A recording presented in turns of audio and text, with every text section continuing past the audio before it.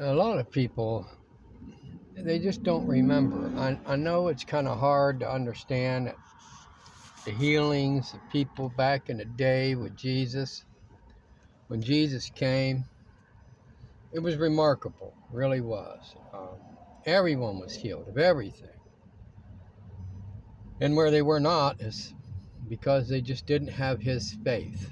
Okay? But this writings that we read, the old and the new, they they are actual faith. They came from faith, not a faith or another faith, but the only faith. There is only one faith, and it comes from God's Son, and his Son is from God. Therefore, it's of God. Now, people getting sick. I see people out here that are here in Florida. They're as these areas here. There's a lot of people that something wrong with the camera. Looks terrible. Um, but I guess you can see me okay, maybe it's grease on it. Here in the scripture, read this here, okay? This was when Paul was with some brethren there, and he was writing to the Philippian people. For indeed he was sick nigh unto death. And who was he talking about? Epaphroditus. You see up above in 25 there. It says, fellow soldier, your messenger, and he that ministered to my wants.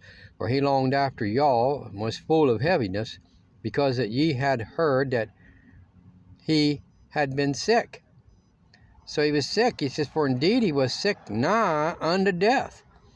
So the dude was sick, almost ready to die even. Pretty bad sickness, okay? But God had mercy on him.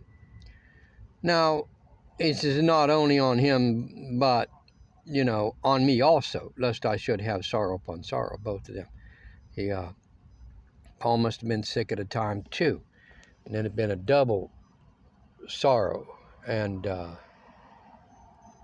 so my point is, if you get sick, it ain't because they're in sin or it's a demon, although there are diseases that are attributed to unclean spirits. Pray for those that you see that are sick. You don't know, okay? Even if you don't know if they're in Jesus Christ, you see them, pray for them, because they could be a brother or sister.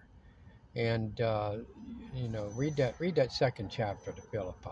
So pray for my eyes that they get healed. They've been watering a lot. And loving Christ. Bye.